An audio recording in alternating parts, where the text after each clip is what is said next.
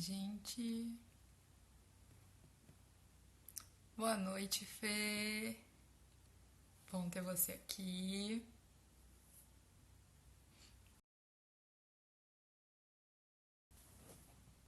Tá? Mamãe tá aqui hoje.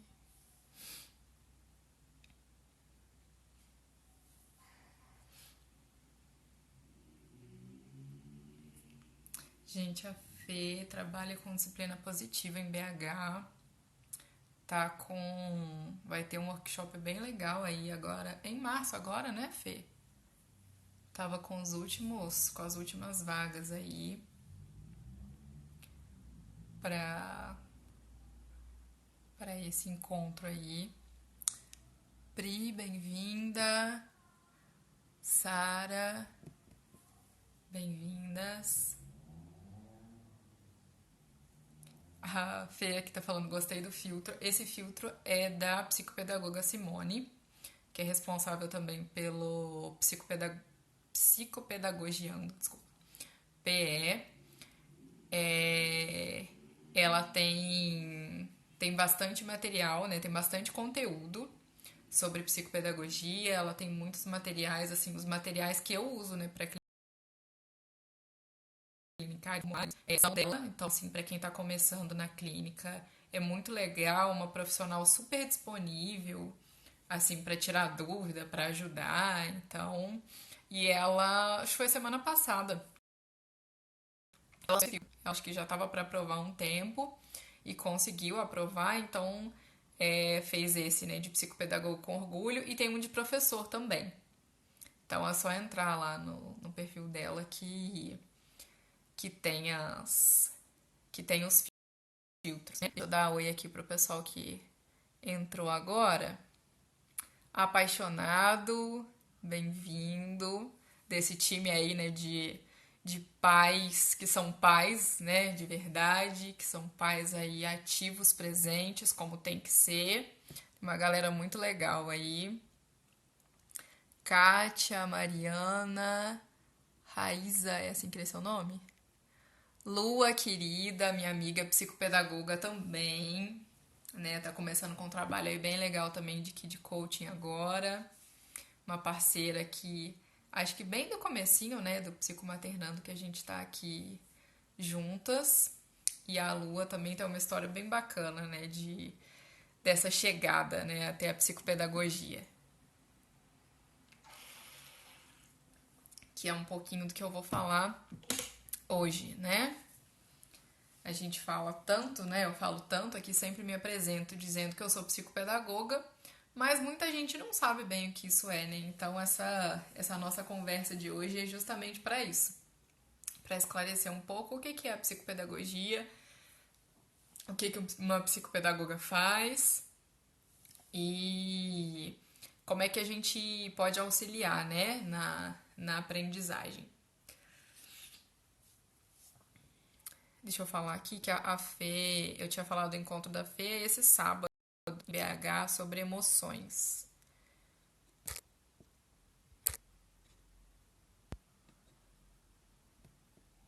O encontro que elas vão falar sobre emoções, educação emocional, a gente sabe que é muito importante para tudo, né? Inclusive para aprendizagem, né? Porque a gente não faz nada, não tem nada na nossa vida que seja sem emoção, né? Que seja isento de emoção. Então a gente tem as emoções influem em tudo, na nossa aprendizagem, nas nossas escolhas, na nossa fala, né? No nosso comportamento. Então é bem legal aí para quem foi da região, né? Infelizmente não dá para ir porque aqui BH daqui é muito longe. Mas muita sorte aí, Fê, que seja um encontro aí bem bacana, bem construtivo.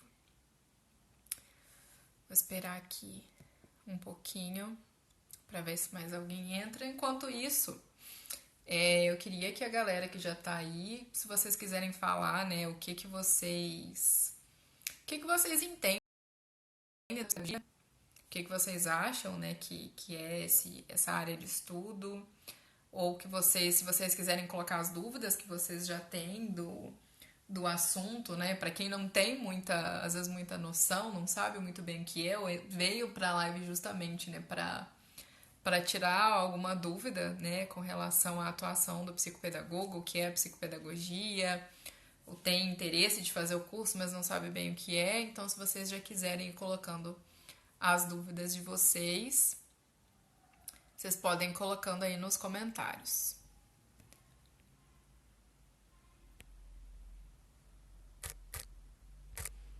Só arrumar aqui que eu tinha digitado um negócio sem querer aqui na caixinha.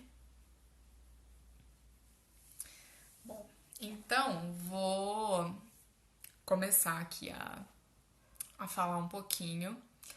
Sempre no início das lives eu falo um pouquinho, né, sobre mim, um pouquinho a mais do que tem ali na biografia, porque às vezes tem gente nova, né, chega gente nova, tem gente que às vezes o Instagram direcionou para live, que não conhece tão bem o trabalho, né, não conhece tão bem a área do que eu falo.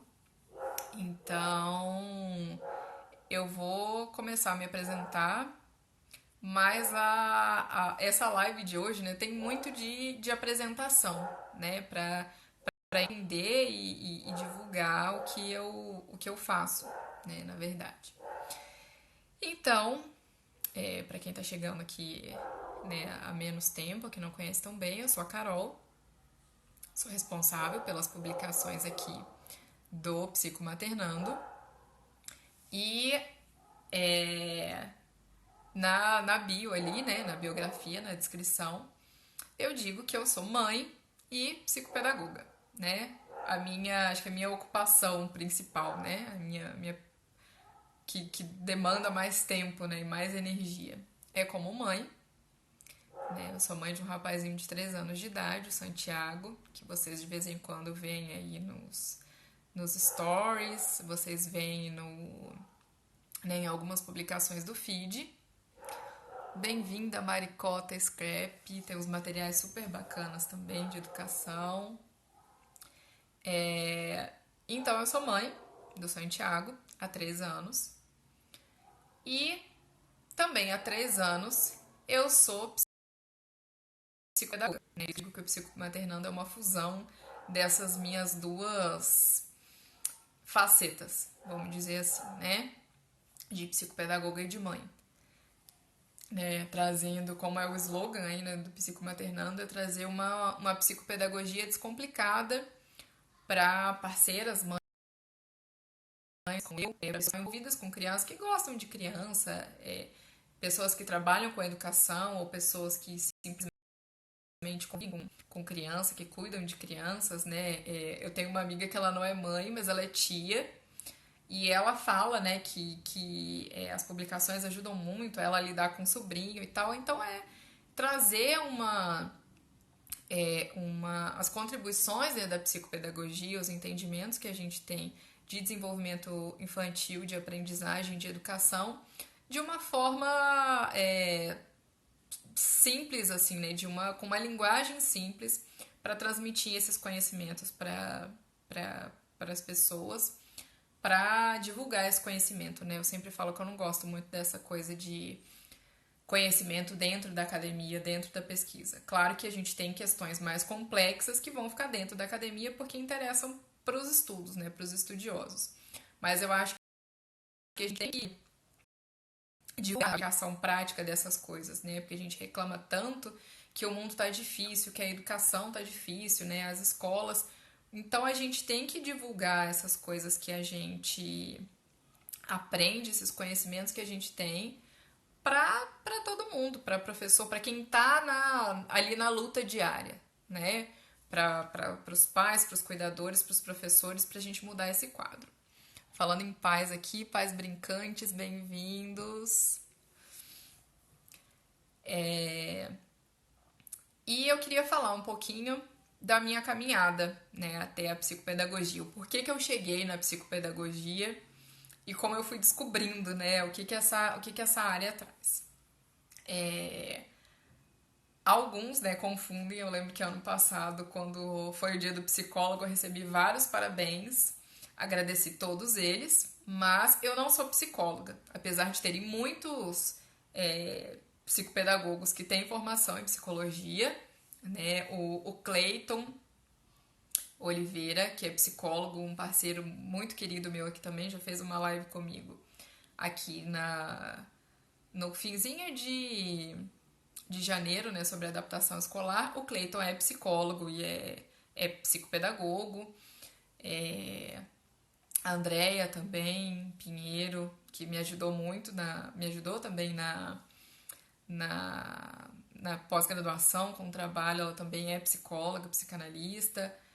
Acho que ela é pedagoga também, mas ela tem as duas áreas. Mas eu não sou psicóloga. Originalmente, eu sou professora. Eu fiz graduação em História.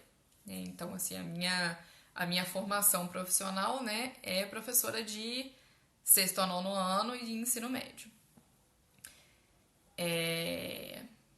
Eu sempre fui apaixonada por essa área, achava que era o que eu queria fazer, né, da vida para sempre, que eu acho que eu queria ser professora, apesar de eu gostar muito de ensinar.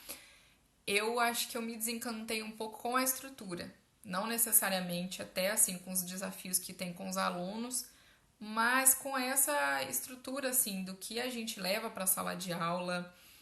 E eu acho que, né, como a Maricota aqui colocou, né, que esses profissionais, né, os professores têm que buscar também, né? Então eu acho que ao mesmo tempo que a gente tem alguma falha, vamos dizer assim, a gente tem uma questão moral que vem muito pesada, né, na sala de aula, das crianças, acho que virem com uma carga de, sei lá, de muita negligência, de não sei se de falta de limite, de falta de afeto que seja, que vem na nossa cara, assim, né, na sala de aula.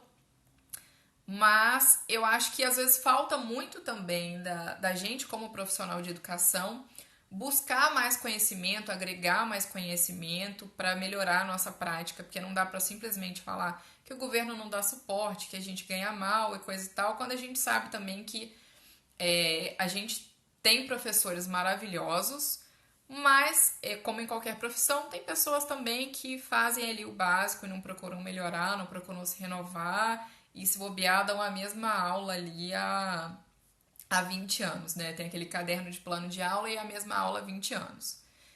Então, acabou que, sei lá, eu me desencantei um pouco assim com a prática. Deixa eu dar oi aqui pra galera que entrou. Método das Boquinhas, Jéssica, Dr. Bruno Amaral, pediatra, bem-vindo. Que honra ter aqui, né? Uma presença ilustre.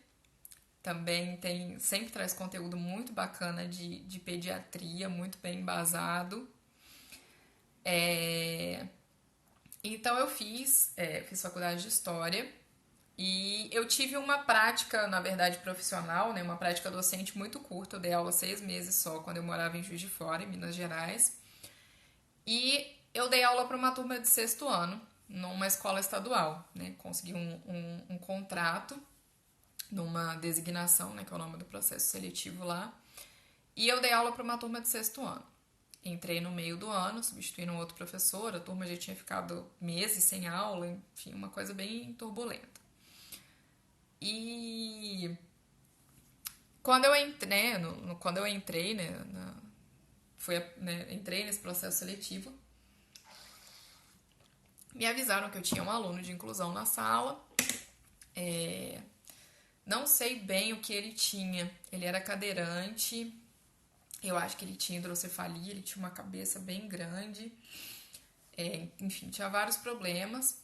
Mas ele não assistia a minha aula, na verdade, porque ele só ficava dentro da sala de aula, né, mesmo regular, até a hora do intervalo. Depois do intervalo, ele ficava com a professora da sala de atendimento especializado, né, ficava na sala de recurso.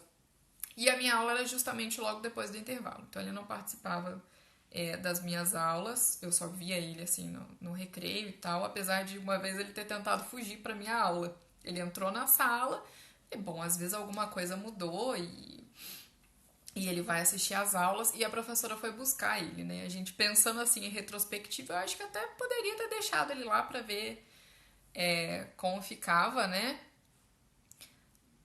Já que ele tinha essa curiosidade, mas, enfim, era a ideia que se tinha lá e ele não assistia a minha aula. E foi falado só desse aluno com inclusão, e eu entrei já no meio do ano, então eu tinha tipo um mês para passar o conteúdo e já aplicar a prova, porque já tinha as férias ali do meio do ano. E quando eu fui dar a primeira prova para eles, eu me deparei com uma aluna que simplesmente virou para mim, ela pediu, alguma outra aluna pediu se podia fazer prova com ela, e eu falei, não, né, tá louca, a prova não era em dupla. E essa aluna veio falar comigo que ela precisava de ajuda para ler porque ela não conseguia ler sozinha. Ninguém tinha falado, ninguém da coordenação da equipe tinha falado nada comigo. E eu fui sentar para ajudar essa aluna e ela realmente tinha uma dificuldade assim muito grande para ler. Acho que você nem podia falar que ela era alfabetizada. Né? Ela ainda lia aquilo assim bem silabado, né? Bem juntando sílaba. E, enfim, era uma dificuldade assim bem grande. E no dia seguinte, eu apavorada, né? Ainda mais que eu, assim, eu era bem mais nova, isso foi em 2013, né? Então tem 7 anos. Apavorada, cheguei na sala dos professores, fui perguntar pra orientadora, né? O que a fulana tem? E assim, já começaram a me falar com muito descaso que ela tinha um laudo de retardo mental leve. Na época ainda se usava essa nomenclatura, né? Hoje em dia a gente já fala em deficiência mental, mas na época ainda em deficiência intelectual, mas na época ainda se falava em retardo mental. Então, elas falaram que ela tinha um diagnóstico leve, mas que ela tinha vários outros problemas, ela tinha problemas emocionais, realmente ela tinha várias marcas no rosto, que parecia até aquelas marcas de queimadura que fica meio enrugado, mas diz que era tudo questão emocional, não sei bem o que era. E realmente ela era muito retraída, muito quietinha, mas ao mesmo tempo ela era muito afetuosa, sabe? Ela sempre queria vir conversar e falar que eu tava bonita e reparava em qualquer coisa que acontecia. Só que eu acho que ela não tinha muito atenção das outras pessoas, inclusive dos professores. Eu acho que ela não era muito vista, ela não era muito olhada. Porque quando, né, eu fui perguntar para a orientadora o que tinha, e logo todo mundo que estava na sala dos professores veio falar: ah, ela tem isso, não sei o quê, ah, ela tem um monte de problema. E outra já veio falar: ah, aquela vozinha melosa dela me cansa e coisa e tal. Então, assim, por isso que eu falei que eu me desencantei com a estrutura. Porque eu vi muita coisa assim de, sei lá, muita gente levando as coisas de qualquer jeito, sabe? E eu perguntei para a orientadora o que eu fazia com ela, mas o que eu fazia assim, como é que eu ia lidar com aquela aluna, como é que eu ia fazer ela aprender. E a resposta que eu tive foi que era para eu dar a média para ela. E não era o que eu queria, mas foi o que eu tive que acabar fazendo, primeiro porque era assim, a ordem, e segundo porque eu não tinha conhecimento, não tinha embasamento do que fazer. O que eu conseguia fazer, né, era dar a matéria para ela já digitada, porque ela não conseguia copiar do quadro, e deixar algum colega ajudar ela a fazer a prova, mas eu não tinha embasamento, não tinha estratégia para ajudar aquela aluna. E aquilo me incomodou bastante, sabe? Me sentia muito mal com aquela situação, com não poder ajudar, porque eu sabia, assim, que você sabia que tinha alguma coisa. Porque eu lembro que teve uma vez que eu dei um trabalho para eles fazerem em casa. E ela respondeu, teve uma pergunta que ela respondeu, deu uma resposta certa, mas não era o que estava o que eu tinha passado no caderno. Ela escreveu de um jeito que eu tinha falado na sala de aula. Então você via assim que ela conseguia captar, ela estava ali. Ela tinha esse problema com leitura escrita, não sei nem se esse diagnóstico, esse laudo estava correto, ou se ela tinha uma dislexia e não uma deficiência intelectual, mas enfim. Eu falei isso tudo, né, para chegar nesse ponto desse incômodo que eu tinha de não saber o que fazer. Então eu decidi que eu queria estudar, queria saber mais sobre educação especial. Um tempo depois, eu dei a minha primeira vez, em 2015, e comecei a procurar cursos de educação especial. Né? Cheguei a ver alguns EAD, mas assim, eu gosto mais dessa questão da presença. Não tinha filho na época ainda, né? Foi 2015. Eu gosto dessa presença, dessa troca. Então eu acabei indo numa faculdade aqui, vi que tinha, né, tinha feito a pré-matrícula lá, vi os documentos, para entrar no curso de educação especial. Só que eu acho que já não tinha uma procura muito grande, não sei, porque eu lembro que quando eu fui levar os documentos para matrícula, a secretária já falou comigo, olha, eu não sei se vai completar a turma tal, porque eles só fechavam a turma com acho que pelo menos 20 alunos. Você não tem um interesse em outro curso? E nessa área, né, de docência, né, tinha alfabetização e letramento, que não era muito minha área, até porque, como eu falei, a minha habilitação era de sexto ano para cima. Então, eu nem podia dar aula para alfabetização, porque eu não fiz magistério, eu fiz ensino médio comum e fiz a graduação que me habilitava só para o segundo ciclo do fundamental em diante. E ela falou comigo que tinha esse curso de psicopedagogia. Ela falou, é parecido também, é a mesma área. Eu falei, tá bem, coloca aí essa opção. E realmente essa turma de educação especial não fechou, mas tinha essa possibilidade de fazer psicopedagogia. E eu acabei entrando, né, nessa opção, sem saber muito bem o que a psicopedagogia fazia, o que um psicopedagogo fazia, o que a psicopedagogia estuda necessariamente, né? A não ser que tinha essa semelhança com a educação especial. E entrei nessa opção, e meio que no curso eu fui descobrir o que eu ia trabalhar. Entrei no começo, né, achando, querendo pegar ali ensinamentos para usar na prática docente, para usar em sala de aula, mas acabei me apaixonando pela prática psicopedagógica. Então, já que eu já falei aqui, né, da minha caminhada até a psicopedagogia, vamos começar a falar então, afinal, o que a psicopedagogia faz, né? O que é essa coisa, esse nome grande, né? Vou dar oi aqui pro pessoal que entrou depois. O maridão tá aqui sempre presente. Lívia, bem-vinda. Emília, bem-vinda, querida. Então, o que é a psicopedagogia, né? Apesar da impressão que a gente tem com o nome, ela não é uma junção de psicologia com pedagogia, né? Ou a aplicação da psicologia na pedagogia, na educação, na sala de aula. Apesar de, vamos dizer assim, acho que essas serem as duas áreas principais no conhecimento e na prática psicopedagógica, mas não é só uma junção das duas, ou uma aplicação da psicologia dentro do ambiente escolar. A definição, né, que a ABPP, que é a Associação Brasileira de Psicopedagogia, que é um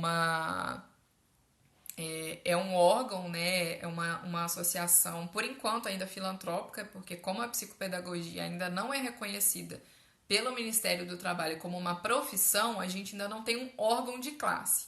Mas quando tiver esse reconhecimento, a ABPP vai ser esse órgão, né? Por enquanto, em psicopedagogia, que faz eventos, faz seminários, faz encontros da psicopedagogia no Brasil. Tem uma querida aqui, uma colega de profissão, Brenda, bem-vinda.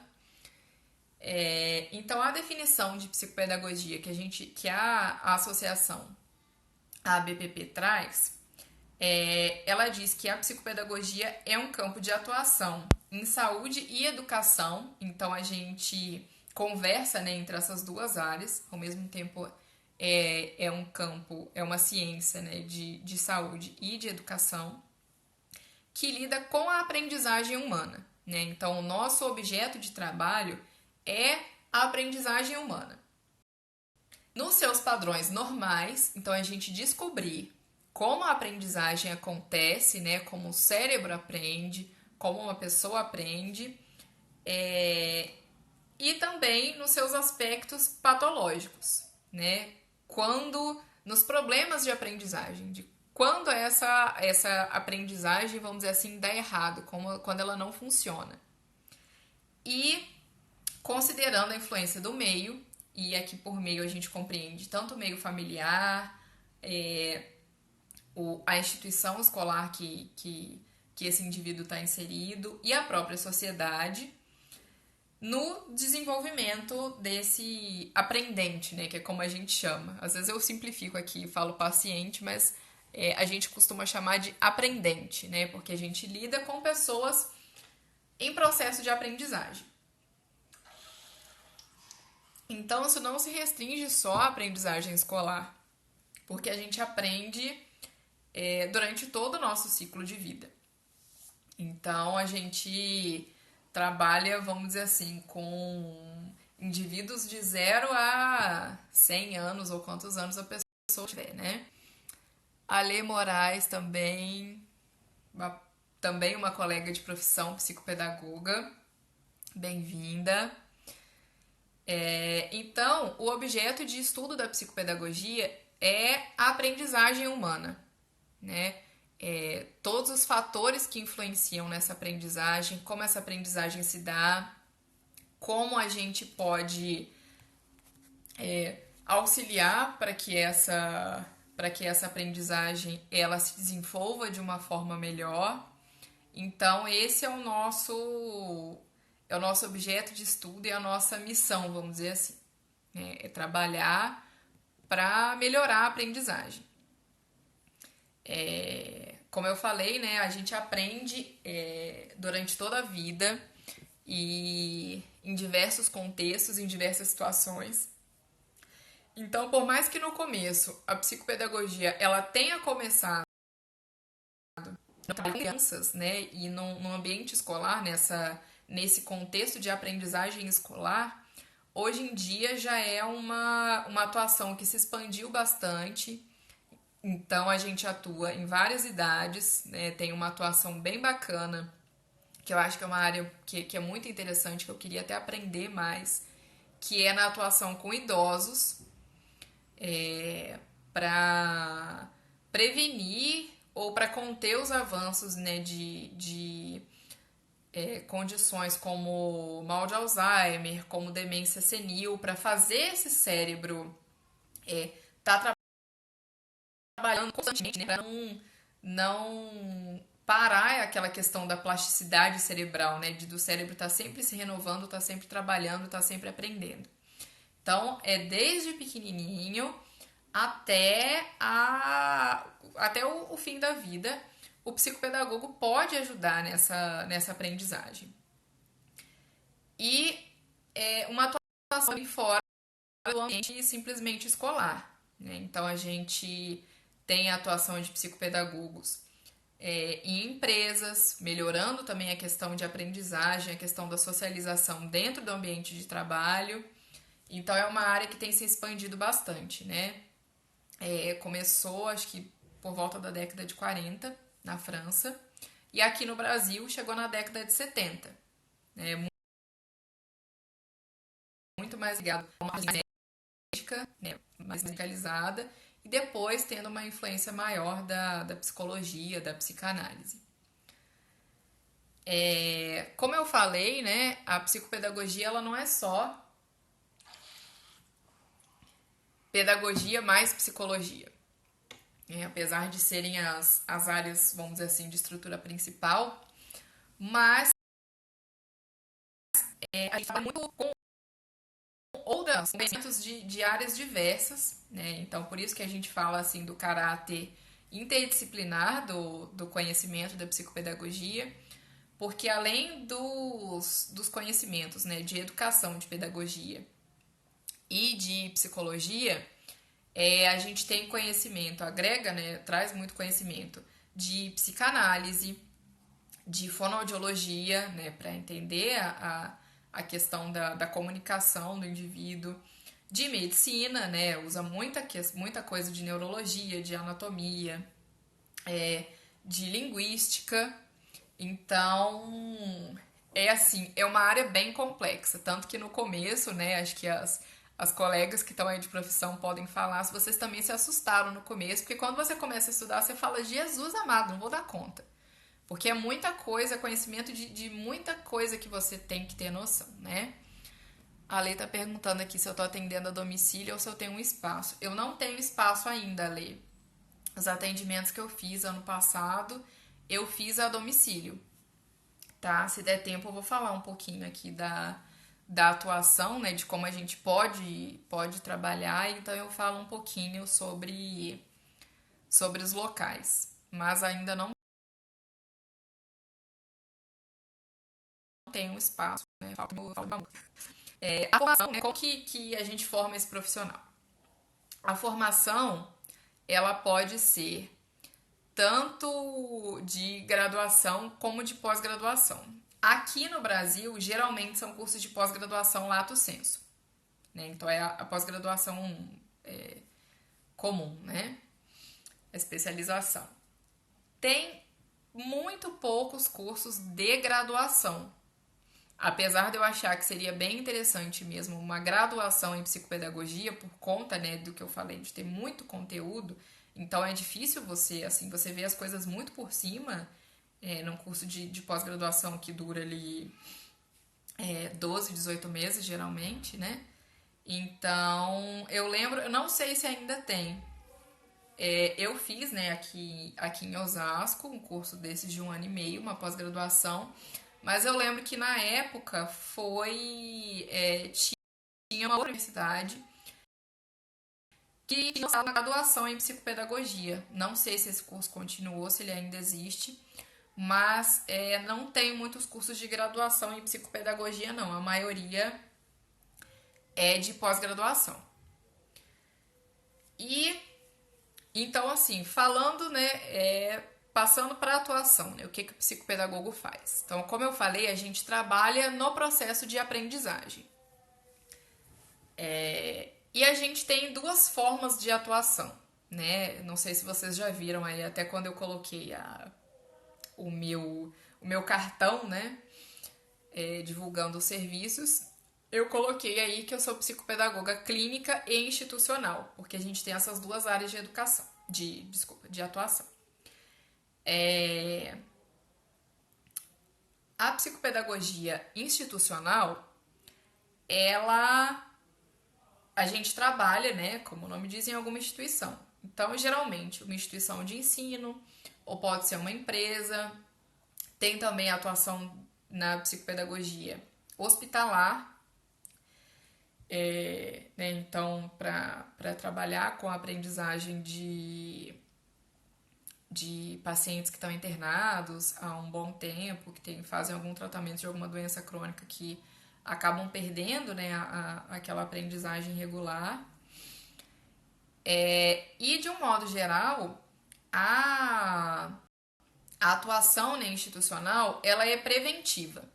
Então, o profissional que atua na instituição, ele atua vendo um todo, né? A gente, dentro da instituição, a gente não trabalha com cada aluno, né? Inclusive, eu acho que está no código de ética do psicopedagogo.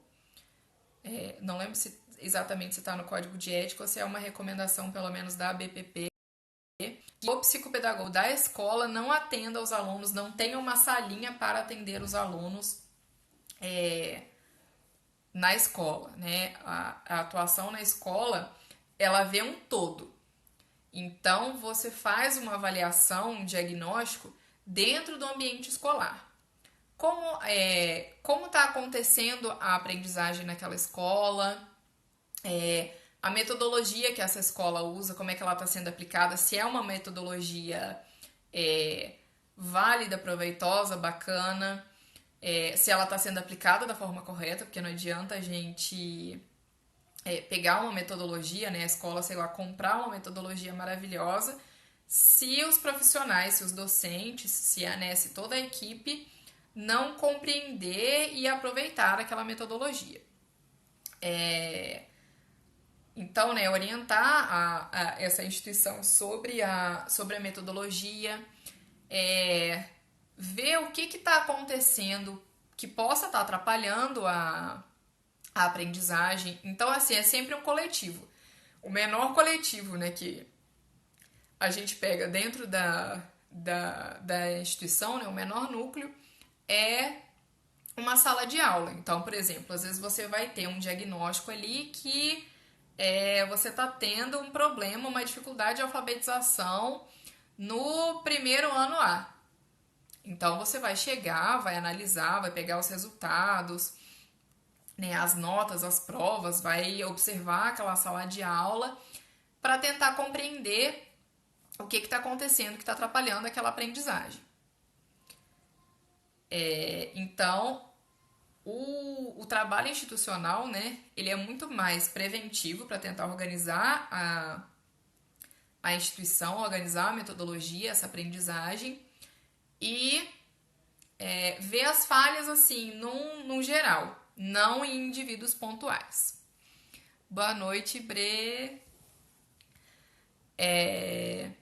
E a atuação clínica, ela já é mais individual, apesar da gente também poder ter intervenções em grupos, mas ela geralmente é mais individualizada e ela é mais né, com relação à intervenção.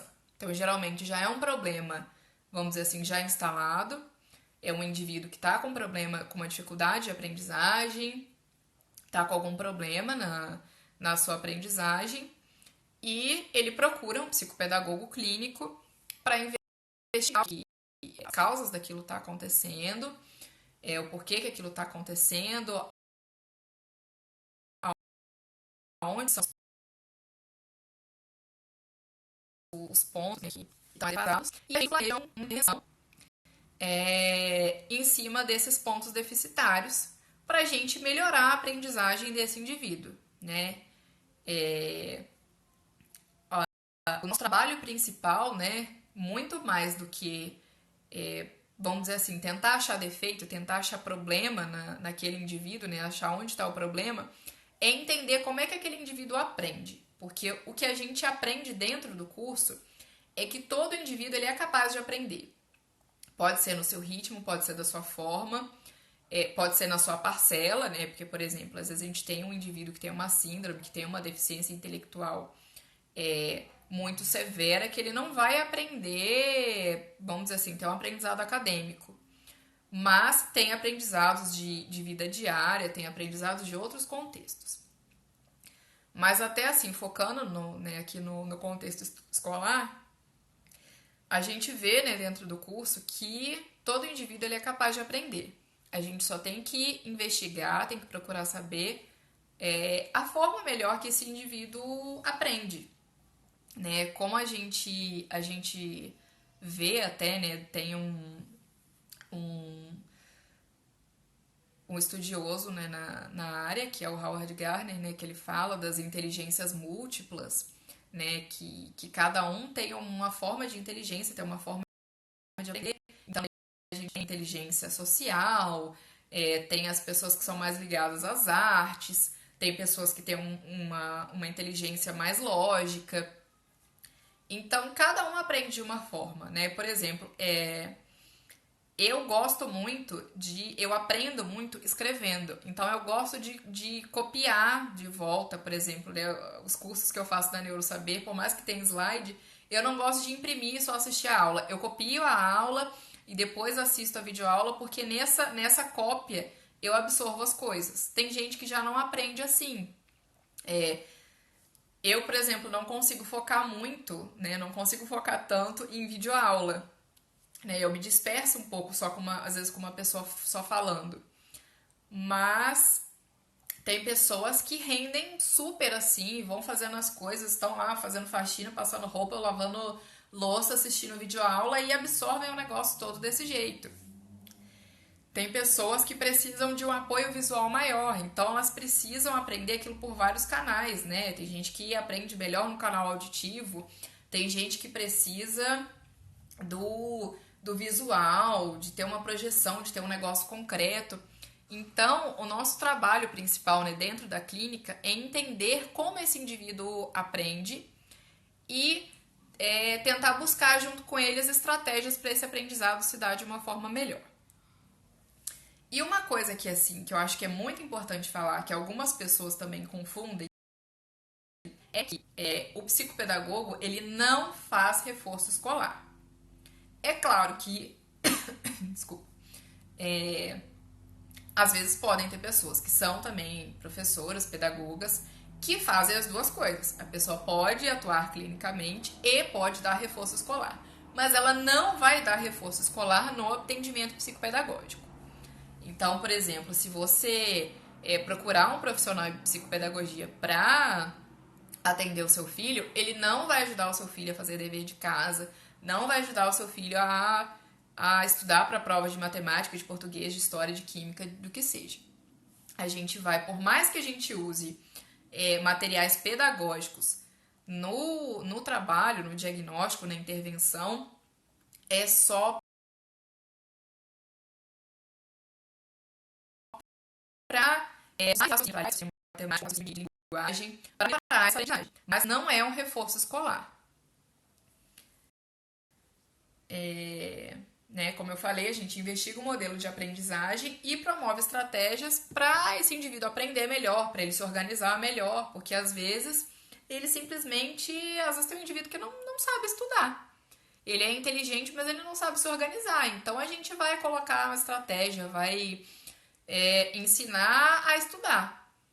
Vamos ensinar a grifar as partes mais importantes do texto, a fazer resumo, a anotar, usar post-it para fazer as anotações, fazer mapa mental, entender, elaborar uma forma ali para aquele indivíduo absorver o conhecimento. Então, aqui a atuação. A atuação institucional, isso pode ser, vamos dizer assim, de uma forma contínua. Então, a gente pode ter um psicopedagogo trabalhando na escola todos os dias, ou esse indivíduo, esse profissional também pode fazer consultoria, né? Fazer consultorias pontuais. Então, por exemplo, que é um trabalho que eu ofereço também, a escola receber um aluno de inclusão, por exemplo, receber um aluno autista, e essa escola quer saber como se adequar para receber uma inclusão eficiente. Então, o psicopedagogo vai analisar aquele aluno, o histórico daquele aluno. Então, assim, a gente sempre trabalha em parceria também com outros profissionais, se comunicando com outros profissionais que atendem aquele aluno. Então, a gente vai analisar o histórico desse aluno de inclusão e vai indicar para a escola as alterações que ela precisa fazer. Se precisa fazer uma alteração de estrutura física, né? Por exemplo, às vezes a sala de aula que esse aluno precisa estudar, né? Às vezes uma sala que tenha menos barulho, venha menos barulho da rua e menos barulho mesmo da própria escola,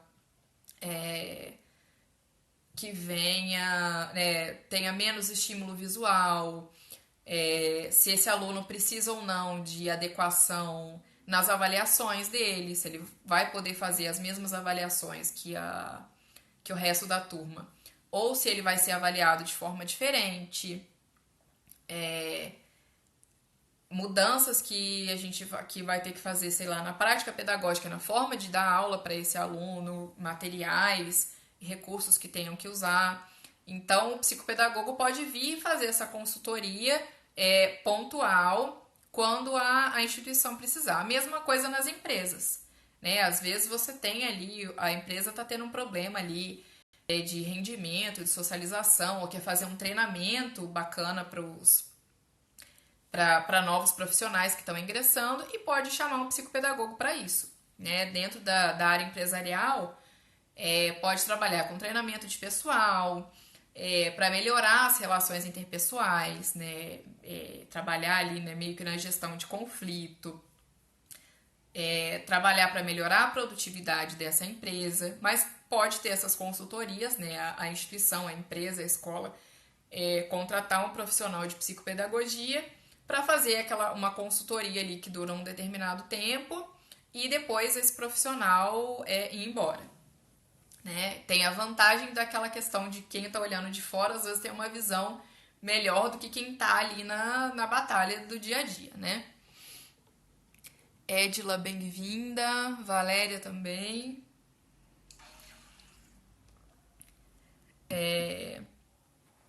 A atuação hospitalar, né, como eu falei, a gente dá continuidade, né, no processo de aprendizagem de pessoas, né, principalmente crianças, que às vezes ficam internadas muito tempo, fazem algum tratamento de alguma doença crônica, né, que ficam muito tempo internados, ficam muito tempo sem ir na escola, para ajudar a continuar esse fluxo de aprendizagem.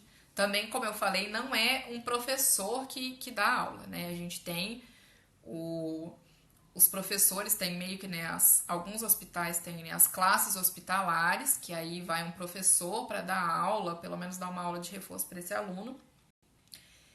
E o psicopedagogo, ele ajuda nesse processo, mas não é ele que vai dar a aula. Como eu falei, né, o início da atuação, no início era só a clínica, a gente tinha só a clínica, e só essa investigação de qual o problema que aquele aluno tinha para aprender, né? Então tinha essa separação da escola de um lado e o aluno do outro. E a gente vê o que estava acontecendo que aquele aluno não estava aprendendo. Então tinha muito essa carga dessa culpa em cima do aluno, né? A gente tentava descobrir qual era o problema que estava acontecendo com aquele aluno. E a entrada, né, do psicopedagogo institucional, esse começo dessa atuação dentro da instituição, ela veio para tirar o peso desse.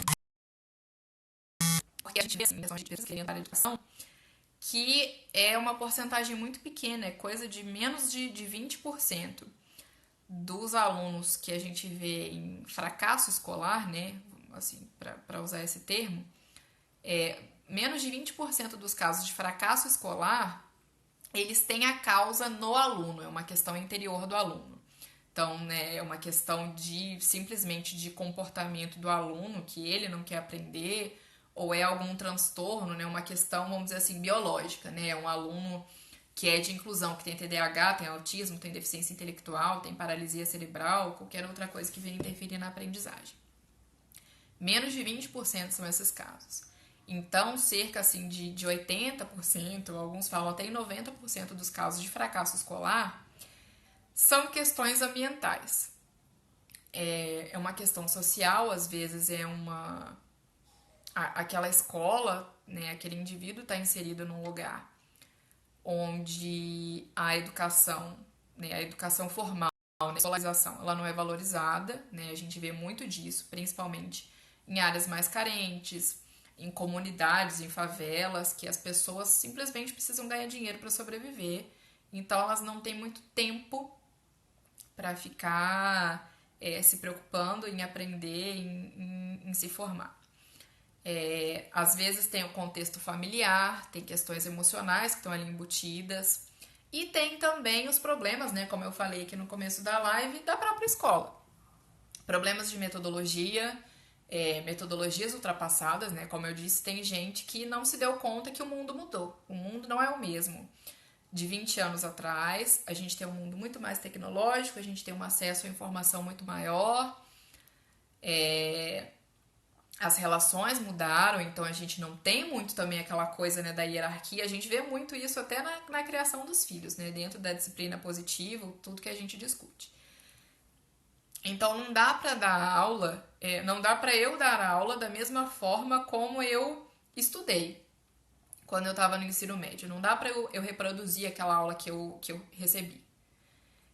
Então, a gente tem questões de metodologia ultrapassada, de profissionais que não se renovam, que não se capacitam. Né? A gente sabe que os cursos de graduação, eles têm um conhecimento assim, muito superficial, principalmente em questão de didática. A gente não aprende a lidar com o diferente, a gente não aprende a lidar com um aluno que não aprende. Mas a gente faz não busca. Simplesmente financeira, esse pessoal não quer aprender e pronto, eu vou cruzar meus braços porque o salário vai estar no final do mês de qualquer jeito, né? Os alunos aprendendo ou não, a gente tem que passar por causa dessa imposição também, né, que tem do governo de aprovação. Então tem todo um contexto que influencia negativamente na aprendizagem, né? Então a gente tem que tirar esse peso do aluno, né? Tem um livro que eu gosto bastante, né, de psicopedagogia, que fala do diagnóstico psicopedagógico, que é da Maria Lúcia Leme Vaz, que ela tem um trecho que ela fala disso, né? A gente tem que parar de patologizar o problema de aprendizagem do aluno. Tentar achar uma coisa, né? O aluno não está se concentrando na minha aula, então a gente vai falar com os pais que ele é muito agitado, você tem que levar ele no médico, porque ele pode ter TDAH, ele tem TOD, tem isso, a gente sabe, óbvio, né? Que você vai investigar que esses transtornos existem, eles têm tratamento, têm intervenções, mas não é todo aluno seu que não se concentra que tem TDAH. A gente vê absurdos, né, de, como eu falei na live de TDAH, de professores de uma semana virarem para a mãe e falar que a mãe tem que procurar um médico porque o aluno tem TDAH. Então a gente tem que parar de procurar defeitos no aluno e parar para pensar se não dá para mudar alguma coisa, se não dá pra gente melhorar, se não dá pra mudar esse espaço e a gente inserir coisas para tornar esse ensino mais atrativo, tornar a educação mais atrativa, né? Então, falei aqui sobre psicopedagogia, mas espero que eu tenha deixado aqui mais ou menos claro, tenha esclarecido um pouco mais, pelo menos, sobre o que é a psicopedagogia. Se vocês tiverem alguma pergunta, como eu falei, né, que a Ale perguntou se eu estava atendendo em algum espaço ou a domicílio, na atuação, né, profissional, a gente pode, na atuação clínica, né, a gente pode tanto atender num consultório, pode atender em algum hospital, apesar de a gente ainda não ter psicopedagogos dentro dos ambulatórios. Tem alguns países aqui da América Latina que já tem, Argentina e Chile, eu acho, tem psicopedagogo dentro dos ambulatórios, da mesma forma que tem psicólogo, nutricionista e tal, tem um psicopedagogo. Aqui no Brasil a gente ainda não tem, até porque não é uma profissão reconhecida, é só reconhecido só como prática clínica. Por causa disso também a gente não pode atender em convênio, porque a gente não tem número de registro. O máximo que a gente dá para atender são aqueles planos assistenciais, que você paga uma quantia e tem como. E como é difícil, né? Às vezes a gente não tem capital para iniciar assim o trabalho, a gente tem que comprar teste, tem que comprar outros materiais. É permitido que a gente atenda na nossa casa, né? Se você tiver um espaço independente da sua casa, né? Que não fique gente transitando, te chamando, você pode atender na sua casa. Ou você pode atender na casa do paciente, né? Que era o que eu estava fazendo ano passado. Então, que eu acho até bacana, porque eu acho que você vê o contexto em que a criança, né, em que aquele indivíduo está inserido, a interação das pessoas, você vê se tem livro, se tem incentivo à aprendizagem. Então, assim, além da economia de dinheiro, né, de você não precisar pagar aluguel, luz, internet e tudo num espaço, você ainda está imerso no mundo lá, no universo do seu paciente, né? Então, acho que é isso, gente. Espero que vocês tenham entendido um pouco melhor do com o que a psicopedagogo trabalha. Então, se vocês tiverem, né, vocês, os filhos, estiverem com problema de aprendizagem, estiverem passando por dificuldades, ou simplesmente querem mesmo, às vezes é alguém que está estudando para concurso, está fazendo faculdade e quer procurar mesmo uma estratégia para aprender melhor, aprender mais, procurem um profissional de psicopedagogia, que vocês vão ter uma assessoria bem legal. Para quem para quem mora aqui em Osasco, região, né? Osasco, Barueri, Eu coloquei aí, né, até no feed, que eu tô com o agendamento aberto. Então, se alguém tiver interesse também, eu atuo tanto na parte clínica, né? Então, como eu falei, se alguém tiver, você tem um filho com um problema de aprendizagem, ou que, né, precisa ali de um plano para se organizar melhor, ou tá precisando fazer uma investigação de um transtorno de aprendizagem, de um transtorno de desenvolvimento, eu atuo, né, na área clínica, tô atendendo a domicílio, então é só entrar em contato aqui pelo direct, ou então no link ali tem o WhatsApp para entrar em contato. Quanto se alguém tiver uma instituição também de ensino, né, for diretor escolar, coordenador, ou for professor de uma instituição que esteja precisando de uma consultoria para fazer treinamento dos professores, para, né, para formação continuada. Eu também tenho essa atuação, né? Como eu disse, eu sou formada tenho essas duas áreas de atuação, né? Tenho essa dupla formação. Então, eu sou psicopedagoga clínica e institucional. Então,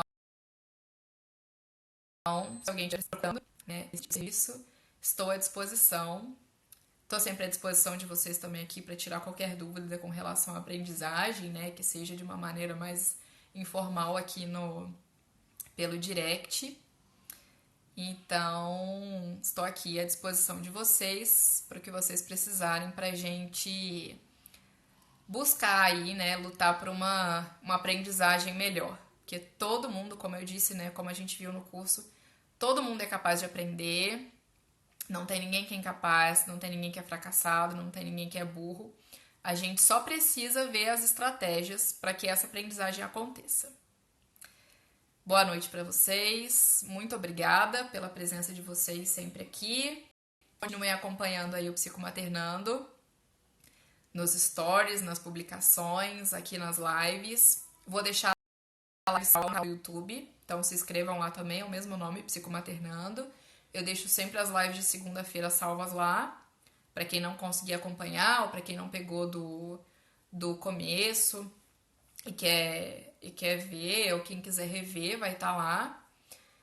E vou estar sempre aqui com vocês. Continue aí acompanhando, viu? Boa noite, beijo grande.